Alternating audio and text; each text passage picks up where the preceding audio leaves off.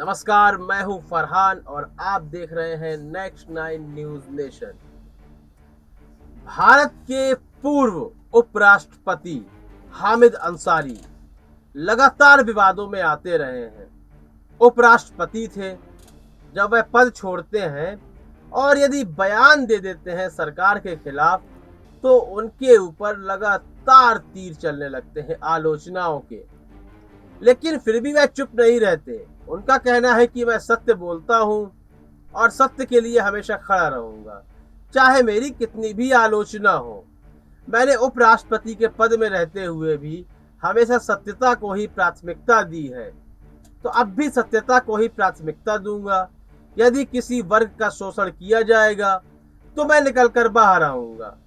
वह वर्ग चाहे हिंदू हो, मुसलमान हो, बौद्ध हो, जैन हो, ईसाई हो या सिख हो, किसी भी समुदाय से वह वास्ता रखता हो, यदि उसका शोषण किया जाएगा, उसके अधिकारों का हनन किया जाएगा, तो मैं बयान देता रहूंगा। यह उनका कहना था एक समय पर।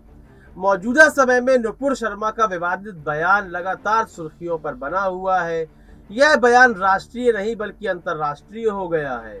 नुपुर शर्मा, जिनको कल तक भारत में ही सभी लोग नहीं जानते थे, आज विदेशी चेहरा बन चुकी हैं। विदेश में हर कोई उन्हें जानता है। सभी मुस्लिम देश के साथ साथ अन्य देश भी उनको पहचानने लगे हैं कि हाँ, यह नुपुर शर्मा है। तो कहीं ना कहीं ख्याति तो मिली है नुपुर शर्मा को, लेकिन वह कुख्यात भी हो चुकी हैं। नुपुर शर्मा को लेकर हामिद अंसारी का बयान फिर सामने आया है। हामिद अंसारी ने बहुत ही महत्वपूर्ण बयान दिया है। उन्होंने नुपुर शर्मा को निशाने पर नहीं लिया, लेकिन प्रधानमंत्री मोदी को जरूर निशाने पर ले लिया है। उन्होंने कहा है कि प्रधानमंत्री मोदी की चुप्पी बहुत कुछ दर्शाती है। यह चुप्पी कोई एक्सीडेंशियल नहीं है, मतलब संयोगवश नहीं है। यह चुप्पी जानबूझकर बनाई गई है। किसी भी तरह के बयान देने से बच रहे हैं प्रधानमंत्री नरेंद्र मोदी। जहां विदेश मंत्री को कोई बड़ा बयान देना चाहिए था, तो वह भी चुप नजर आ रहे हैं। शायद वह इसलिए चुप है क्योंकि मंत्रियों को भी जब ऊपर से आदेश मिलता है तभी वह किसी तरह का बयान देते हैं। यह कहते नजर आ रहे हैं हामिद अंसारी। हामिद अंसारी ने बहुत ही महत्वपूर्ण बयान दिया है। जिस तरह से एक प्रख्यात न्यूज चैनल ने यह कहा कि मुस्लिम समुदाय अरब देशों के साथ खड़ा है।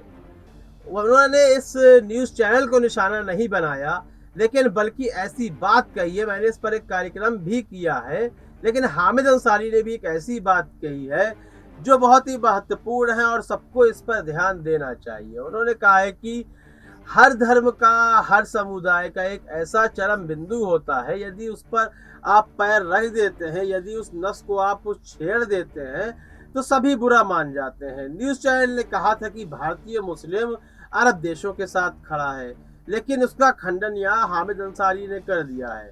उन्होंने कहा है कि कोई किसी के पक्ष में नहीं है, बल्कि पैगंबर मोहम्मद साहब पर यदि आप अभद्र टिप्पणी करते हैं तो सभी मुस्लिम देश इसकी आलोचना करेंगे। कोई किसी को देखकर आगे नहीं आता है, बल्कि जिसको भी यह बात सुनाई देती है, जिसके भी सुनने में आती है, वही इस बात के खिलाफ हो जाएगा, भले ही कोई भी देश हो। एक बात मैं अब अपनी व्यक्तिगत राय आपको देना चाहूंगा कि आपको याद होगा फ्रांस में भी एक प्रोफेसर ने पैगंबर मोहम्मद साहब के संबंध में एक अभद्र कार्टून पेश कर दिया था। इस संबंध में, उनके कार्टून पेश करने के संबंध में एक मुस्लिम छात्र ने उनकी हत्या कर दी थी। यहाँ मैं हत्या का बिल्कुल सपोर्ट नहीं कर रहा हूँ। हत्या करना ही किसी मुद्दे का एक परिणाम नहीं है। आप हत्या नहीं कर सकते हैं, हत्या से ही परिणाम निकाला नहीं जा सकता, हत्या से ही निवारण नहीं हो सकता है। बल्कि देश की जो कानून व्यवस्था होती है, जो वहाँ पर सर्वे सर्वा होते हैं, प्रधानमंत्री होते हैं या राष्ट्रपति होते हैं, उन्हें एक्शन लेना चाहिए। हत्या करना गलत है, लेकिन मैंने इस मुद्दे का उदाहरण इसलिए दिया है, यह बताने के लिए दिया है कि उस व्यक्ति के साथ भी कोई खड़ा नहीं था, ना ही कोई वह व्यक्ति, वह छात्र किसी के साथ था।